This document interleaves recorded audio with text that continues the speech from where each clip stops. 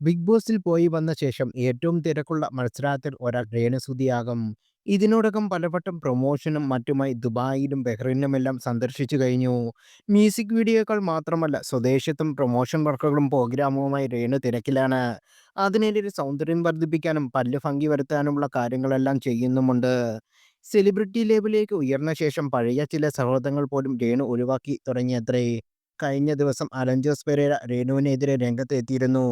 തന്റെ ഒരു വർക്കിൽ അഭിനയിക്കാൻ ക്ഷണിച്ചിട്ട് രേണു വന്നില്ലെന്നും 2 മണിക്കൂറിനും 10,000 രൂപ എന്നത് കുറവാണെന്നും രേണു പറഞ്ഞെന്നുമാണ് അലൻ ജോസ് പെരേര പറഞ്ഞത്. ബിഗ് ബോസിൽ വന്ന ശേഷം ഞങ്ങളുടെ ഒരു ഷോർട്ട് ഫിലിമിൽ അഭിനയിക്കാമോ എന്ന് ചോദിച്ച് ഞാൻ രേണു ചേച്ചിക്ക് മെസ്സേജ് അയച്ചിരുന്നു. എനിക്കൊപ്പം വർക്ക് ചെയ്യുന്നതെല്ലാം പറഞ്ഞിട്ടുള്ളയാളാണ്. 1, 2 വർക്കുകൾ ഒരുമിച്ച് ചെയ്തിട്ടുമുണ്ട്. ബിഗ് ബോസിൽ നിന്ന് വന്ന ശേഷം ഒരു വർക്കിന് വിളിച്ചപ്പോൾ 10,000 രൂപയ്ക്കൊന്നും വരാൻ പറ്റില്ലെന്നാണ് പറഞ്ഞത്. രേണു ചേച്ചി ഇങ്ങനെ ചെയ്യുമെന്ന് ഒരിക്കലും പ്രതീക്ഷിച്ചിരുന്നില്ല. വലിയ തുക തന്നാലേ വരൂ, എന്നെയും ആദിയെയും വിളിക്കാൻ നിൽക്കണ്ട എന്നൊക്കെ പറഞ്ഞാണ് അലൻ ജോസ് പറഞ്ഞത്. രേണു അടിമുറി മാറിയെന്നും കഴിഞ്ഞ കാലം മറന്നാൽ ജീവിതത്തിൽ തകർച്ചയുണ്ടാവുമെന്ന് രേണു മനസ്സിലാക്കണമെന്നും യൂട്യൂബർ ബി ഹിയറും പറയുന്നു. 10,000 രൂപയ്ക്കൊക്കെ പുള്ളിക്കാരിക്ക് ഇപ്പോൾ ഭയങ്കര പുച്ഛമായിരിക്കും. എനിക്ക് രേണുവിനെയും അലൻ ജോസിനെയും താല്പര്യമില്ല. രണ്ടുപേരും യാതൊരു ക്വാളിറ്റിയും ഇല്ലാത്തവരാണ്. സോഷ്യൽ മീഡിയയിൽ ഓരോന്നൊക്കെ കണ്ടന്റായി കാട്ടുന്നത്.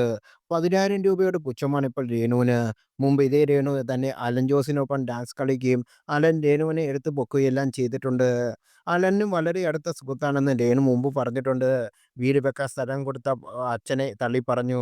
വീട് വെച്ച് കൊടുത്ത ഫിറോസയ്ക്ക് തള്ളിപ്പറഞ്ഞു. അപ്പോൾ അലൻ ജോസ് പെരേരയും തള്ളി വച്ച് പറഞ്ഞില്ലെങ്കിൽ അതിൽ അതിശയപ്പെടാൻ ഒന്നുമില്ല. രേണു സുധീര ക്യാരക്ടറാണ് ഇതിലൂടെ മനസ്സിലാക്കുന്ന വന്ന് വഴി മറക്കരുത് എന്നും പറയുന്നു. അതുപോലെ തനിക്കിപ്പോൾ മാനേജർ ഉണ്ടെന്നും രേണു തന്നെ പറഞ്ഞുകൊണ്ടിരിക്കുന്നു. ബിഗ് ബോസ് വിന്നറായ അനുമോൾക്ക് മാനേജർ ഉണ്ടോ എന്ന് പോലും സംശയമാണ്.